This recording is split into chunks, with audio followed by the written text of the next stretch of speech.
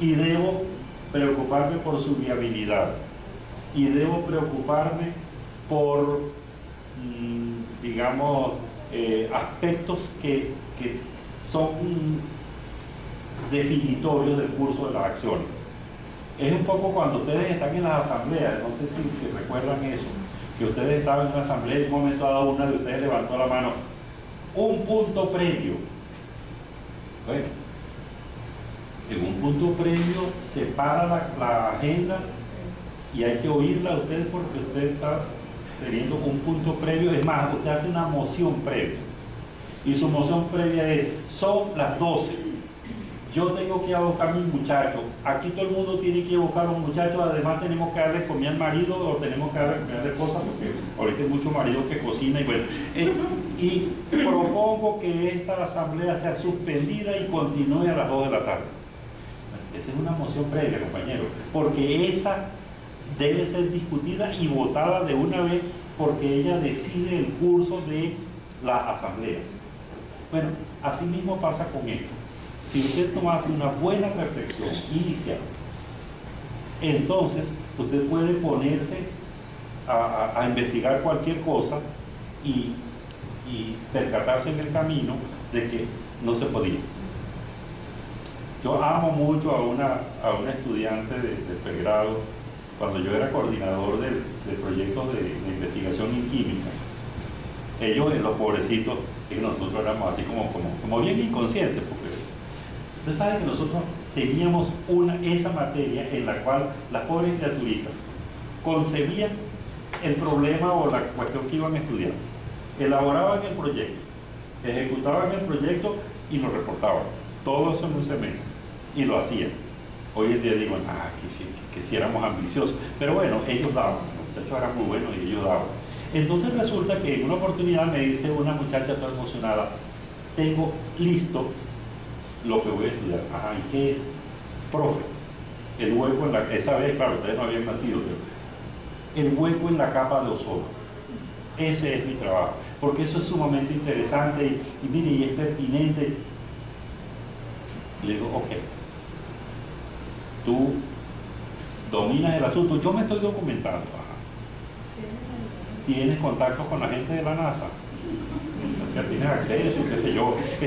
Si necesitas una nave espacial o necesitas, qué sé yo, trabajando fluorocarbonados, o tienes recursos para eso, tienes el dominio técnico, tienes todo. Y recuerda, tienes un semestre para hacer todo eso. Entonces, ese proyecto no era viable. Porque si las grandes naciones y las grandes corporaciones no podían en ese momento remendar la capa de ozono, pues ella ingenuamente ya pensaba, entonces había que reflexionarlo antes. Y entonces, lógicamente, cuando lo reflexionamos suficientemente, ella redimensionó sus expectativas e hizo un trabajo que sí le daba gusto hacerlo, pero que era viable en el tiempo. Y además viable con los recursos económicos que tenía, y era viable con los recursos técnicos, etcétera, el conocimiento, pues, el dominio.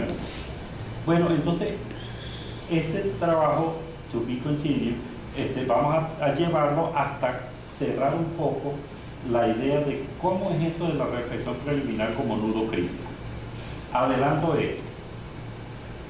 Cuando en Biscucuy, yo trabajaba allá, yo quiero mucho ese pueblo, cuando se atravesaba en las crecientes del río Biscucuycito, se atravesaba una caramera de palo y nada, bueno, se hacía como un muro de contención.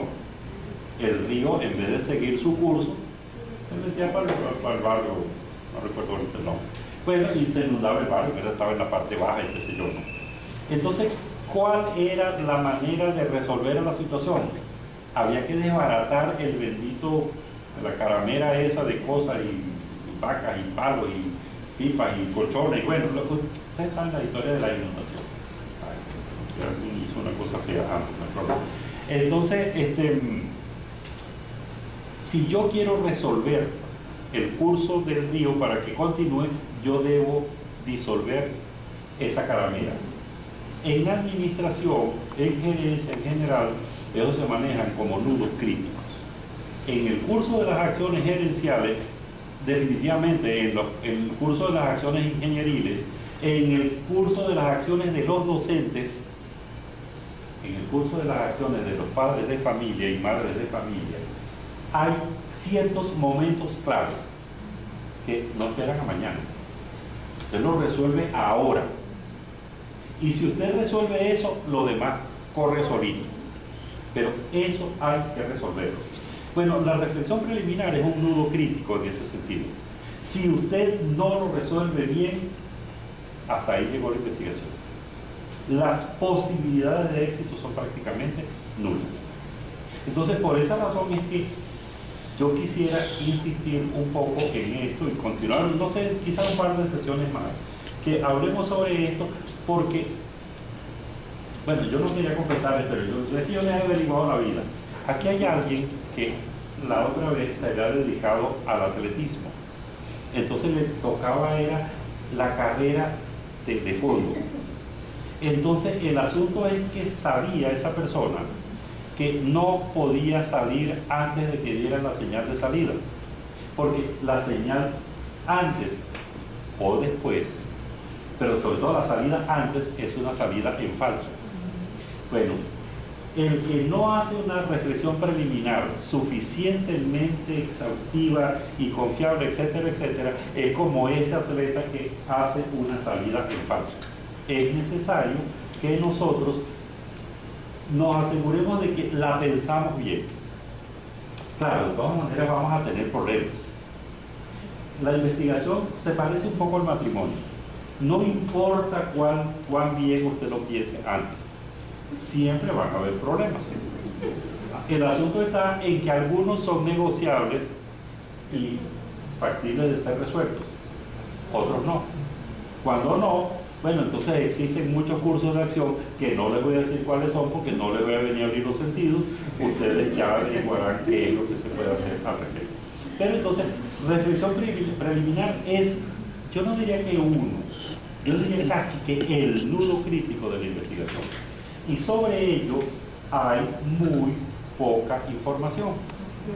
Usted tiene libros de metodología, usted tiene manuales de investigación en sus respectivas universidades, normativas no sé cuánto, Ajá, pero y en esta reflexión no hay así como que, como decía un amigo mío, no hay que parir la idea.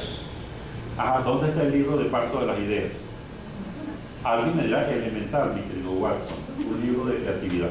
Bueno, puede ser la creatividad, puede ser la intuición, puede ser la investigación, puede ser que yo soy sistemático en mis estudios y visualizo áreas en las cuales se puede aportar conocimiento. O sea, hay muchas maneras, pero no hay manuales como si los hay en las demás fases, porque después de que usted hace su reflexión preliminar, usted esboza un proyecto preliminar de investigación, entonces lo negocia con su potencial tutor o con el jefe de la línea de investigación, qué sé yo, y entonces le dan luz verde, sí, elabore ahora el proyecto.